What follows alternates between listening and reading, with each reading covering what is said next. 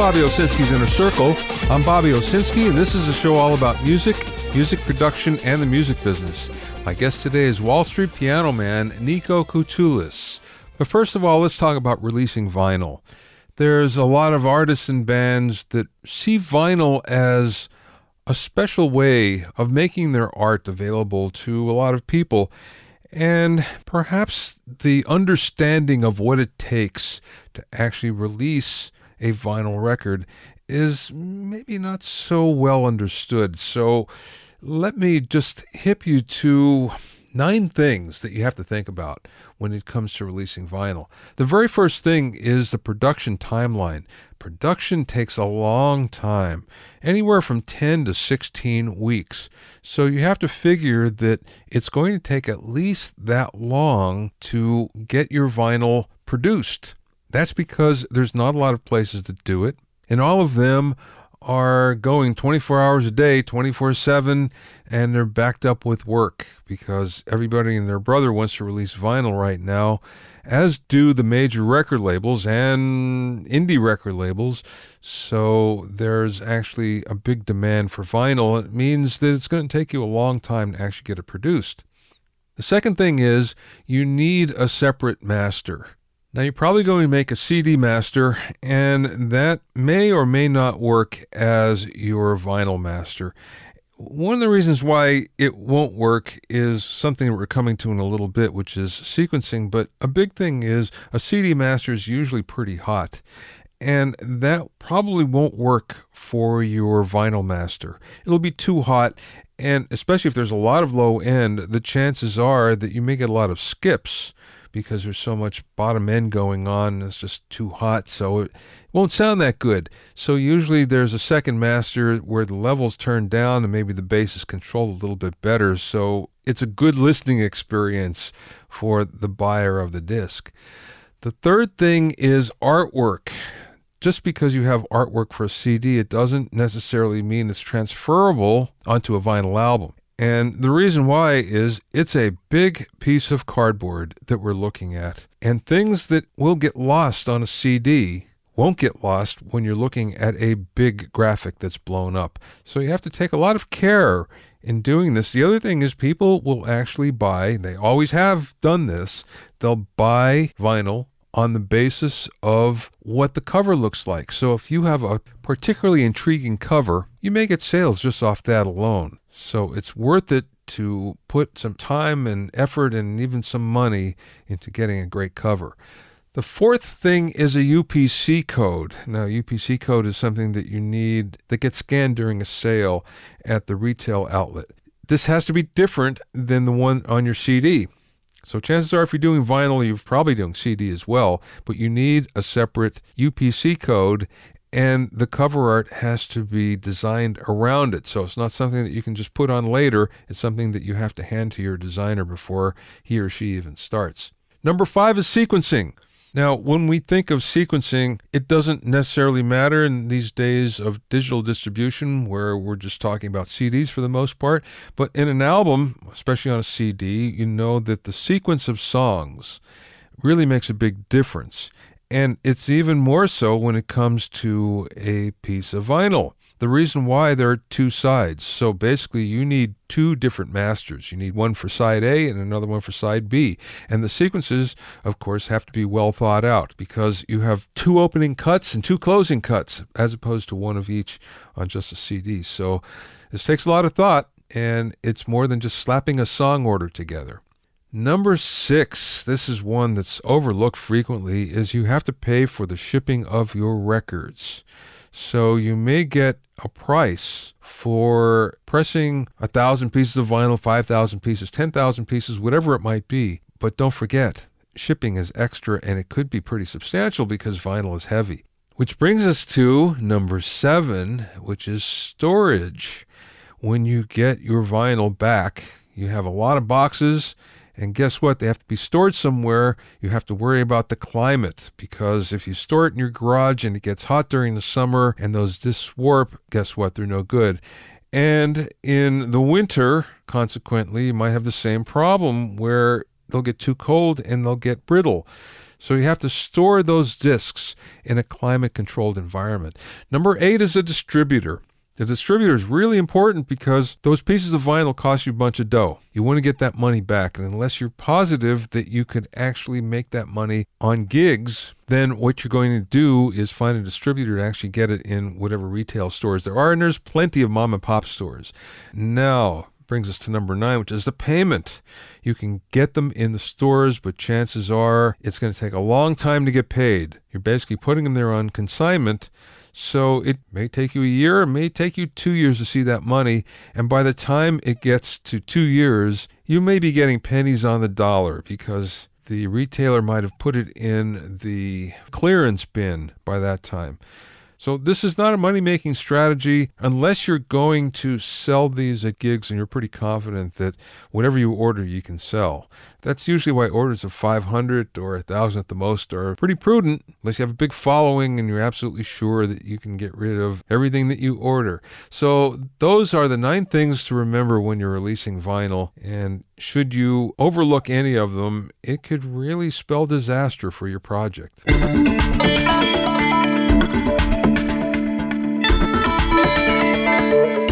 If you have any questions or comments, you can send them to questions@BobbyOInnerCircle.com. Just a heads up that my new book, The Music Business Advice Book, will be available on August 7th. It's comprised of 150 immediately useful tips compiled from the interviews from this podcast. You'll be able to find the book on Amazon and most other online retailers, as well as a bookstore near you. Now let's talk about audio over Ethernet. I thought I knew a little bit about this, and I was surprised when a friend called me earlier this week and asked me some questions, and I had no idea. Let's do an overview of audio over Ethernet, and this is a big deal anymore, especially if you're in live sound, because basically everything is connecting by an Ethernet cable. So instead of the snakes that we used to see, we're just seeing Ethernet cables anymore, and it's actually a good thing. Audio over Ethernet is multi-channel audio over Cat5 or Cat6 Ethernet cable. And it's usually at 100 megabits per second, and you get 32 to 64 channels at 48 kilohertz resolution. So this is pretty cool, works fine, but then we get into the fact that there are a number of standards. Dante, for instance, is a proprietary standard for audio over Ethernet. This is used by a lot of different companies. Presonus is the one that comes to mind, but there's a bunch of them. And there's another one called AES67. This is an open standard that's compatible with Dante, used mostly for broadcast. Now, again, what they're doing is just shipping audio around the plant. And with Dante, usually you're just shipping audio around the PA system, basically. Both Dante and AES67 use standard switches, which is cool. It makes it relatively inexpensive to install. Another one is called AVB, which is audio-video bridging. This is supported by L Acoustics, and Meyer Sound, D&B, and Avid. And what it basically is audio over Ethernet, but with very precise timing. And the precise timing is so you could add video to it. So that's a big deal, actually. It doesn't mean it's actually supporting video within that protocol. You're not shooting video down the line with the audio, but you're shooting timing information so it syncs up. There's also a proprietary system from QSC, and it's what they call QSys. This uses the very popular Cisco backbone, and you find this in installed systems in arenas and stadiums and airports and places like that. Again, it's mostly for shipping audio around, but it has a very large installed base in installed reinforcement systems. Now, you probably have heard all of these, and hopefully you've even used some of them, but what you may not have heard of, and this was news to me until recently, is a system called HD Base T. HD Base, B-A-S-E, with a capital T after it. And this is a consumer level, and actually it's more than that, but it's aimed mostly at consumers. And it differs from the others because not only does it carry audio, but also 4K video, power, and USB. So there's a lot going on in this Ethernet cable. It's going to replace HDMI. So HDMI so far has been the big deal for simplifying interconnection between audio and video devices, mostly video devices, and we see this in all of our latest home gear now. But starting next year, you may not see as much as HDMI and see more of this HD-based T.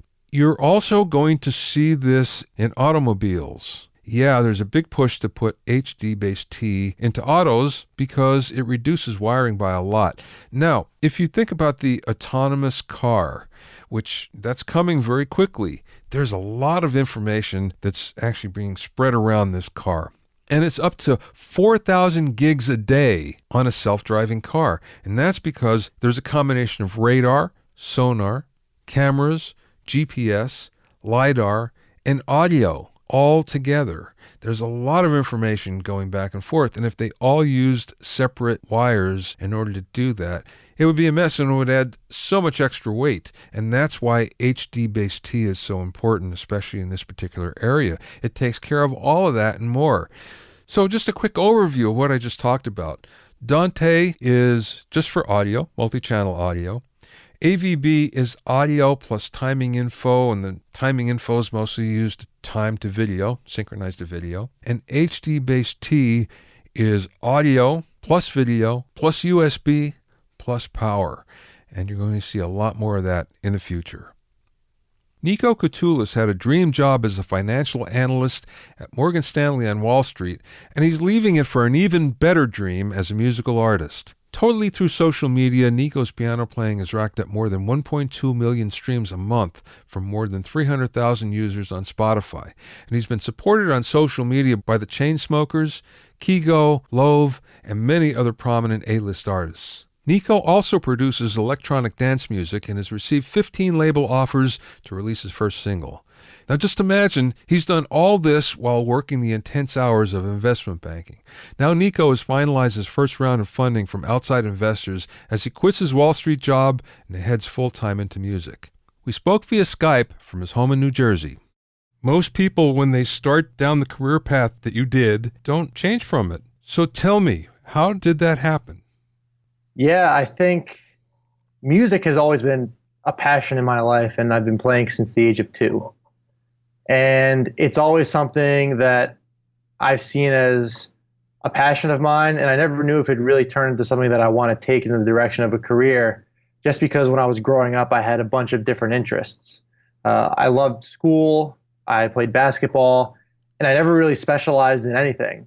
And as time has gone on and technology and social media have risen, there's tremendous opportunity for anyone to become a musician today, to get their music heard, and to grow a following. And during my time as a first-year analyst at Morgan Stanley, I said to myself, now is the time to really start posting music and being consistent. And out of nowhere, I started getting contacted by playlist curators saying, I'd like to add your music to my playlist on Spotify. And given the rise of Spotify, it's also given me a tremendous opportunity to reach out to fans and to grow an audience to the point now where I have a royalty stream where it almost makes sense. Why don't I take this full time and see where I can take it? And given it's been my dream since a child, now is a chance to do it. Let's talk about Morgan Stanley for a second, because I was always under the impression that especially someone that's young in the business is working like these crazy hours and doesn't have the time to do anything else. So how did it work for you? Yeah, so I read a couple of books about being efficient on time. The 4-Hour Work Week by Tim Ferriss was one of them, and it is very difficult. It's a tough job. It's very demanding, but it's also very rewarding. I get to work with some of the best professionals in the industry, and I have great mentors that have kind of taught me how to allocate my time appropriately. So it is a bit crazy and hectic. I put a lot of time in during the weekends, and music just inspires me. So it just brings me more energy to do it. The hours are tough though sometimes, and there's times where I don't get to everything I want, and that's kind of why now I'm doing this full time come July. Well, cool. We're going to get to that in a second, but before, tell me what an analyst does. What's your job there? So as an analyst at Morgan Stanley, we're basically involved in helping companies raise money to perform different types of activities. So I can give you an example. Let's say that there's a restaurant chain that wants to open up 3,000 restaurants in the United States. So they come to Morgan Stanley and say, hey, is there a way that we can finance this? Also meaning, can we get money? And we sit as an intermediary between the company and investors. So basically what we can do is we can, based on how well the company's performed, we can say, we think it's possible for you guys to raise money through a loan or bonds, or potentially by bringing your company public on the stock market. Mm-hmm. So as an analyst, we're performing tons of Excel, we're creating PowerPoints, we're working to figure out the best way to help our clients. And also there's tons of organizational involved. You're printing presentations, you're delivering them, you're making sure there's no mistakes. There's sometimes times where, you have to be very, very careful because one decimal point can mean a huge difference. So that's something that's really good for music as well, because when I'm playing now, I really have to force myself when I'm playing the piano to focus on every single note, and every single note has a value to it that you have to take into account as a musician. I watched your YouTube video of you playing out, I guess it was in Manhattan someplace. Yeah. What I noticed was you have a natural flair that a lot of keyboard players don't have, where they're pretty much into their instrument and their head down and everything. But that's not you. You have a showman's flair, which is very cool, and plenty of technique to go along with it, which is I really love. That's great. Again, especially in the world we live in today, there's a lack of technique, and it's something that I speak with my peers all the time about, that we lament the fact that there are no good players anymore, or there's fewer of them, let's put it like that, because it's just too easy not to be and still make music. Right, yeah. I was blessed that my parents, so I started playing at 2 on a child keyboard, and then I think my parents recognized that I loved for music. I actually loved to dance as a child too. So they brought me to a teacher from the age of 6 all the way up until 15. I was taking lessons. But the beauty about all of this was that my teacher was very open-minded to me playing different types of pieces. So while I was still playing classical music, I was being exposed to Christian gospel, rap music on the piano, pop music, new age, basically anything you can imagine. At that, in those ages, that's when your mind really starts to form. So when you have the kind of technique and everything behind piano from an instructor, and at the same time your mind can expand and see different types of genres, I think that's what gave me my flair, as well as my Greek heritage. I was performing as a Greek dancer since the age of 6 years old, and my parents were both instructors. So you get that, and you kind of get the Greek culture, everything that comes together, and then you kind of have the flair. And I love to perform. It invigorates me, and I love seeing and creating a reaction from the audience. Tell me about your music then, when you started to create. How did that work? And then the follow-up is, how are you found? Because I know you said that there were some people that wanted to put you on their playlists and everything, and I see that there's some rather famous, I hate to use that word, but prestigious performers that spotted your music and it seemed like helped you along. So I'm just curious, was it a lucky break that someone put it on your playlist? I think it's all come down to consistency and putting out work on a monthly basis. And what my strategy was behind it is I have a bunch of original music I haven't even released yet on the piano, which I'm ecstatic about, because I think it's really a culmination of the music I've written over my lifetime. I currently just focus on piano covers now. So the way I do it is I'll record through my Yamaha, and then I'll mix and master it to a degree. But now I kind of basically have the same plugin, so there's not much work to do there. And then I'll use a distributor called SoundDrop to release these piano covers to all the streaming services, Spotify, Apple Music, Deezer. And what I'll also do is I'll post on Instagram, I'll post on Twitter, I'll post on Facebook, I'll post on YouTube. And by posting through all these mediums, and this is what I was saying earlier about how important it is with the rise of social media and these streaming services, as an artist, you can get discovered. So recently, the Chainsmokers had saw my video on Twitter, and they reposted it on their Instagram story. Their label, Disruptor Records, reposted it on Twitter. They reposted it on Twitter. On YouTube, all of a sudden, I actually was in a meeting, and I came out of the meeting, and someone had said to me, "Hey, you're famous. You're on this." I'm like, "What? What just happened?" And all of a sudden I was getting comments and emails from fans saying, your music's great. You've inspired me to play again. And it's a really good feeling. And that's what I really enjoy about being an artist, is that you can connect with so many people from all walks of life, from people that live in Africa to Asia to the Philippines. I see where you're raising money so you could do this full time. What's the story behind that? So I think the way I look at things, given my background and my education at Johns Hopkins and while working for Morgan Stanley, I think by giving companies and giving people money to put to work, you give them opportunities to do things they typically wouldn't be able to do. So the vocalist that costs a little bit more money, that has a better vocal, maybe more connections, that could be the one song that takes you from 10,000 listeners to 1 million listeners. So my thought process behind raising money is that you can create better content, you can distribute your content, and you could put more money into marketing. So the combination of those three is what could allow an artist to go from maybe a 100,000 follower artist on Spotify to all of a sudden you're on their main playlists, you're getting contacted by major labels.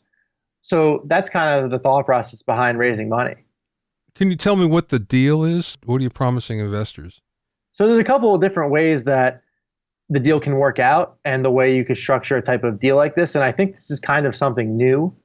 I know there are some firms out there that do invest in musicians, but a lot of times I don't know how many musicians have the business backstory to kind of do it themselves. And I think if they can perform the same type of things a label would at a better financial opportunity for them. So what you can promise investors is you could do it a couple different ways. You can say, hey, I make $1,000 on royalties a month, and I'd like a loan for $50,000, and I'll pay you back 20% of my revenue. And then once you get paid back your loan, you can collect 10% of my streaming royalties for the next 5 years. That's one example of a way to do it.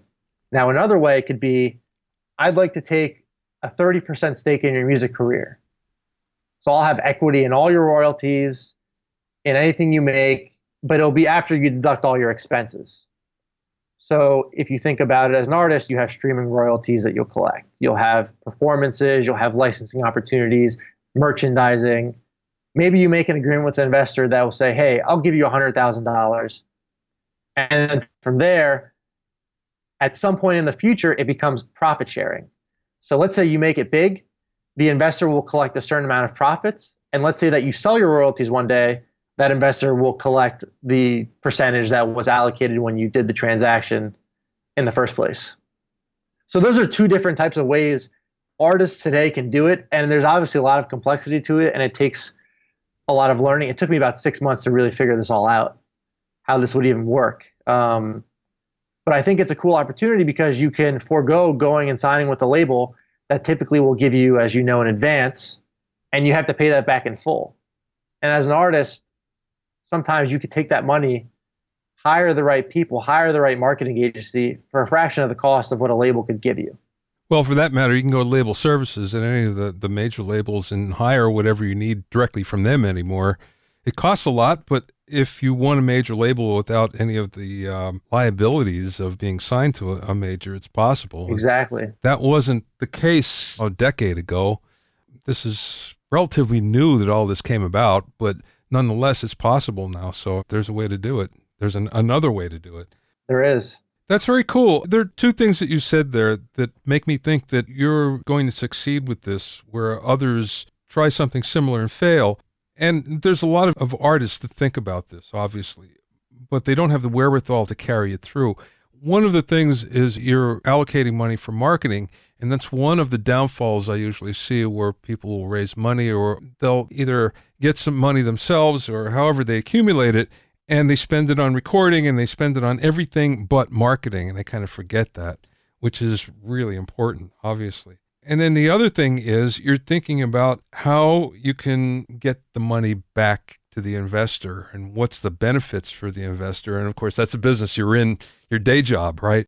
Yeah. Most musicians that I know, or artists that I know, will try to raise money, and an investor will say, well, what's in it for me? And they go, they don't have a clue on how to do that. So that's why you're kind of ahead of the game on this. And I think a lot of the time, some artists may not know, but I think managers need to know.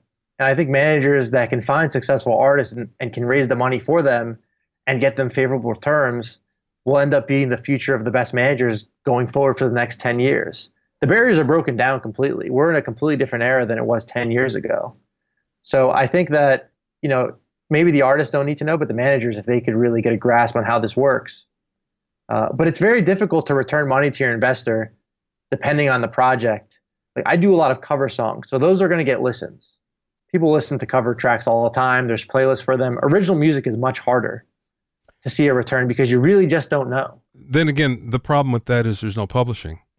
Publishing is the one place in music, it's always been that way, and it still is, where it's a valuable piece of intellectual property.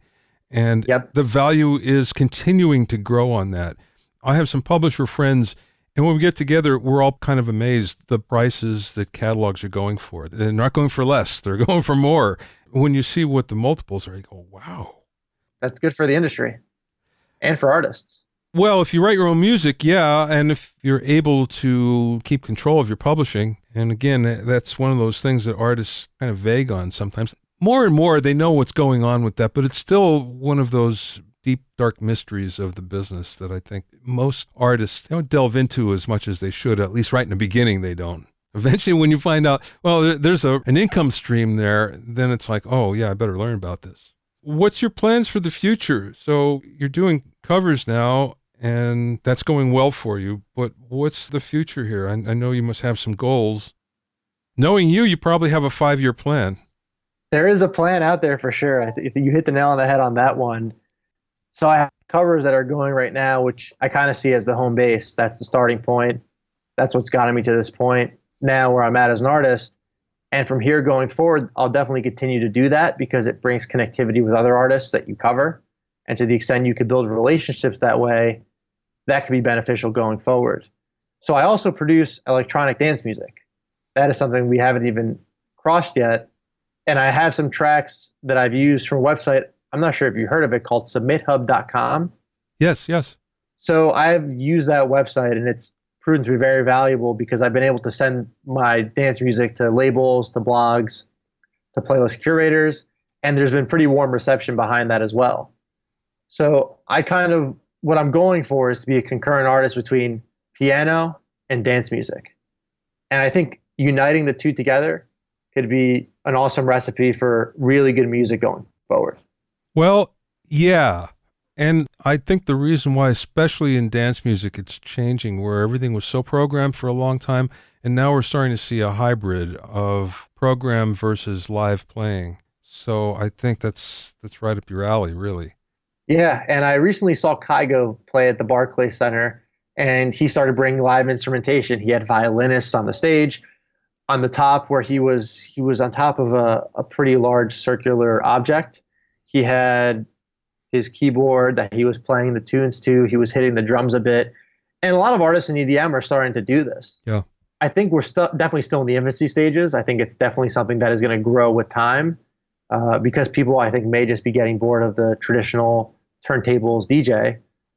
But I think dance music there's so much room for it to grow. Yeah. One of the things I noticed with dance music producers is, of course, it's very easy to put loops together and to put pre-recorded tracks together.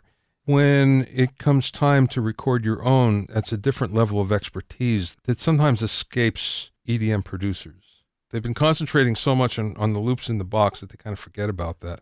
So when I hear some of their tracks, I go, oh, God, because they're just, not up to speed of what you would expect. And there's some good and there's some bad in that. The good part is sometimes you stumble onto something that you wouldn't otherwise.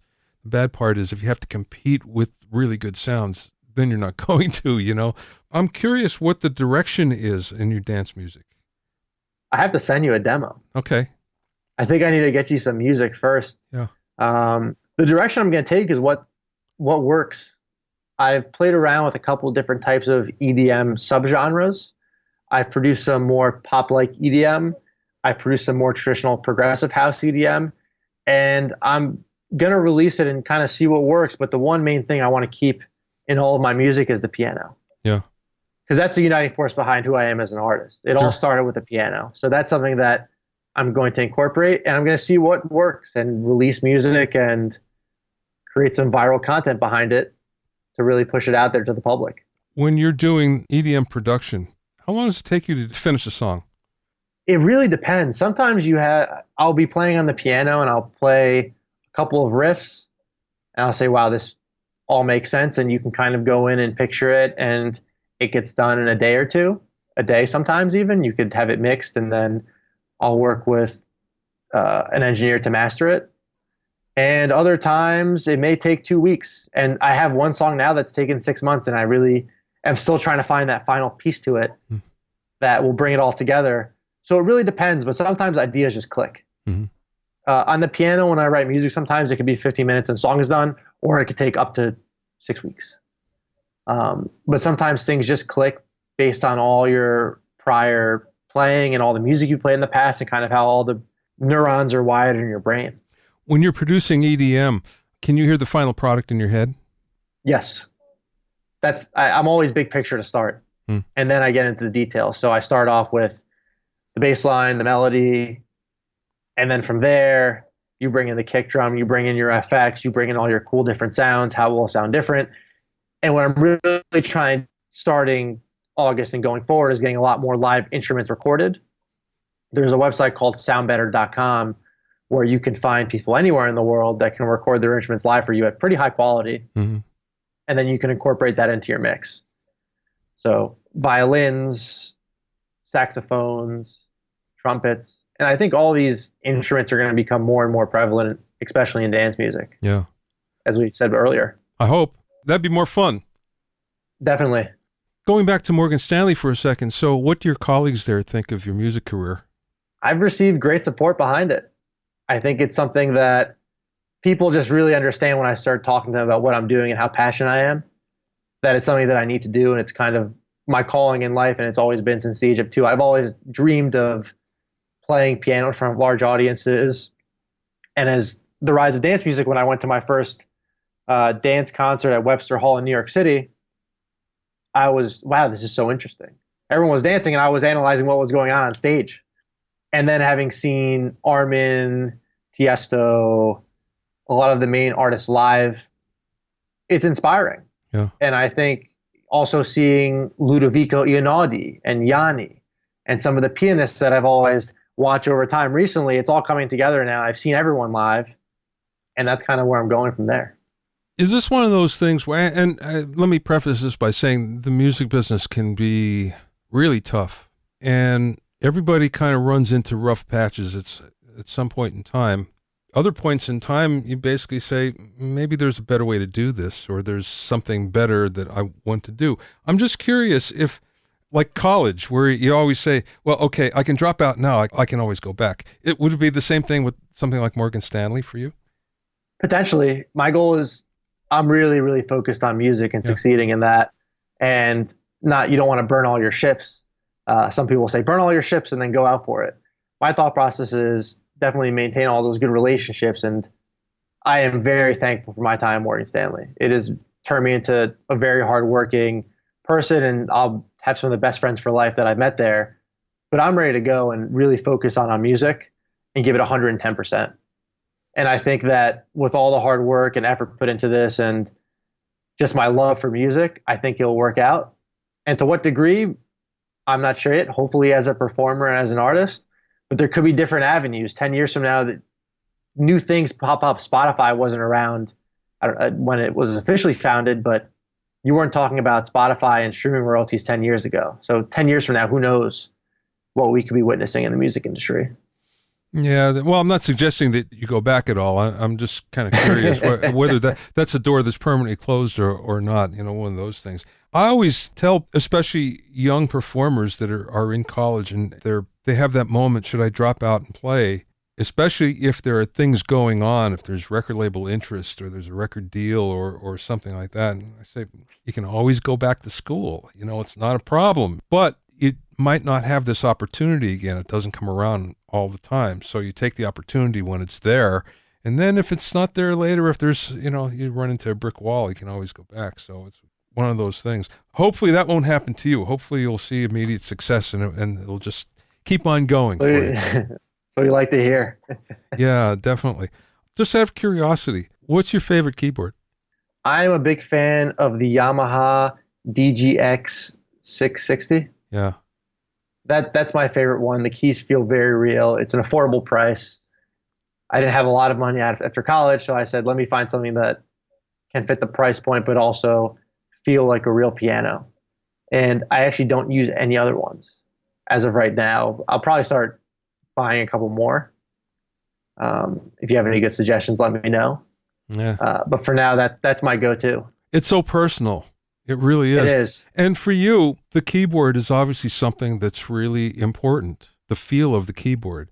I was a Hammond player for a long time, and I know that if I sat down behind an organ clone that didn't have the right keys, the waterfall keys, it was like, I can't play this. It's not the real thing, you know? So, I mean, it really makes a big difference. I always thought, and I guess it's the same for you, especially. 100%. How do you feel, just out of curiosity again, are you married to the sound of the piano in terms of, yes, I know you have to have that feel and it's really important to you, but does the sound, is it something that's really important to you, or does it matter? Is the feel more important than the sound? That's a good question that I've actually never been asked before. And I think I play the piano anywhere, whether it be here, when I traveled to Greece and I found a piano. I think it's the feel. And as long as it's tuned okay, then I think it works. It's really just kind of getting the expression out and the movement of your body. And then hearing, at least in tune, the piano is what I definitely treasure. So I'd say it's really the feel. Yeah, see, I'm not saying a piano-like sound. I'm saying if there's something completely different, you know, a very synth sound, but it felt like a piano to you. And is that more important? Because sometimes the sound dictates how you play, and you don't want that feel. You know what I'm saying? Sometimes it's just a completely alien sound, so it's like, well, I got to play in an alien way to make it work. That's me. It might be different for you because you're a born piano player. No, I agree with that. If there's a weird synth sound coming out of the keyboard and I'm playing it, it's not going to vibe with me well. Yeah. So I'm in agreement with you on that one. Yeah. Okay. Here's another piano-related question. How do you like the action on a piano? Do you like it stiff or do you like it loose? Stiff like a Steinway, in other words. Yeah, I probably prefer stiff. I think the hands get a little bit tired a bit. Your stamina is not as long. Yeah. But when you're hitting the notes with precision and it's a bit of a harder hit, I'd have to say that I prefer that. Because it also shows how much effort you've put into practicing it before. Versus a loose piano, you're hitting it and it feels good, but the Steinway really feels like a true piano, and anyone that's, I guess, like you said, stiff. Yeah. Is what I would go with. Do you still practice today, or is your practice just in composition?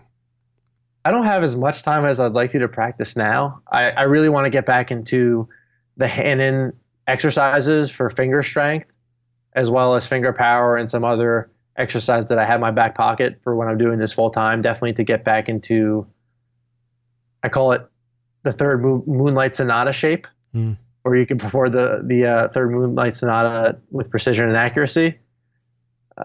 But really my time focus is listening to music and covering it on the piano and really just playing around with different arpeggiations, different syncopations, and really just working on training my ear to hear sounds and play them as fast and efficiently as possible on the piano. Do you find that you can almost rehearse mentally? Because I've talked to many people that said, I can visualize it and then I can do it, rather than the other way around, playing it and then kind of figuring it out. You can start, it's taken time. I'd say in the past year, I've become very good at listening to a song in my head, playing it, and then going to the piano and playing it. Yeah.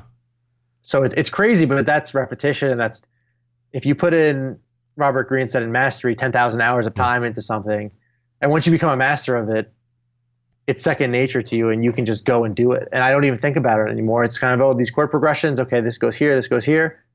I can go and play. And people are like, wow, but they think it comes natural, but it's a lot of effort and time that you put into getting to that point in life. Sure. And it was, Many lunchtimes I sacrificed where I'd go say hi to my friends for 5 minutes and then the piano for 45. Some people can really do it naturally, but for me, it's been a lifetime growth process. Yeah, yeah. What's the most fun thing you do? On the piano or in life? No, musically. I'd say the most fun thing to do musically, and what I enjoy, the moment I enjoy most, there's really two, is if you're DJing at a large club venue and you have the most epic build, say 24 measure, and you could tell the anticipation in the club is rising and the energy levels are about to spike, and then you drop a completely different song that's still similar to the song that you're playing, and the place erupts. When I was back at Johns Hopkins in Baltimore and I DJ'd at the Mosaic nightclub, there was a song called How You Love Me by 3 Lau, and it was mixed with Sorry by Justin Bieber. And whenever I did this drop, everyone went crazy. Yeah. And as well as maybe there was a song called Jumpman and an EDM song called Sax, which had a saxophone and a rap song combined together. And then the alternative was when I was in Mexico City performing for a graduation. It was about 3,000 people. It was the largest venue, and that was during my first year as an analyst. When you hit a drop on the piano, so you can build up like you're building up a club, and you start hitting the notes harder and harder and harder, and then you let go, and there's suspense in the air, and then you hit the piano again, you strike a beautiful chord. It really touches people, and it touches me as an artist. So that's probably the same thing, whether it be in a club or whether it be on the piano, building tons of anticipation, leaving a sense of suspense in the air, and then dropping with an interesting chord progression or a cool melody. Last question, Niko.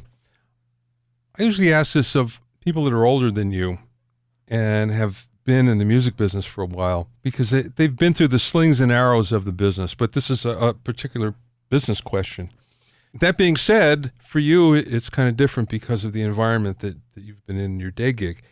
What's the best piece of business advice that you learned or maybe somebody imparted to you? That's a good one. I would have to say being very, very focused on proofreading and being very, very into the detail before you send anything to anyone. Because a lot of musicians today, this transfers over to music, will send out emails that have typos, that have misspellings, that have inappropriate language. And that can really hurt you for the long term, because let's say that I were to send you an email that was unprofessional, and all of a sudden the person that was considering signing me had coffee with you and they said, wow, this kid, he wrote me this unprofessional email. So I think the main thing about everything is be professional. There's no need to stir drama over Twitter or Facebook or be using social media as fighting other artists. Just being very professional. And the greatest artists that have achieved that, I think, harp on that as well, being a professional in the industry. And that's the one piece of advice I'd say goes a long way. It's kind of vague. Be professional. What does that mean? It means taking pride in yourself, taking pride in your work, proofreading everything that you do, and really just having a fine-tooth comb and being proud of the work you're putting out. And I think that is what being professional is about. You can find out more about Niko's music on Spotify, Pandora, YouTube, and other streaming platforms by doing a search for Niko Kotoulas. Niko, Niko, Kotoulas, Kotoulas. Niko Kotoulas. Thanks for listening and being in my inner circle. Remember, if you have any questions or comments, you can send them to questions@BobbyOInnerCircle.com. To listen to other episodes of Bobby Owsinski's Inner Circle, go to BobbyOwsinski.com and select the podcast tab, or go to BobbyOInnerCircle.com, or find it on iTunes, Stitcher, Mixcloud, Google Play, and Google Podcasts. At BobbyOwsinski.com and BobbyOInnerCircle.com, you'll also find a sign-up form for my newsletter and for alerts for new podcasts. This is Bobby Owsinski. I will see you next time.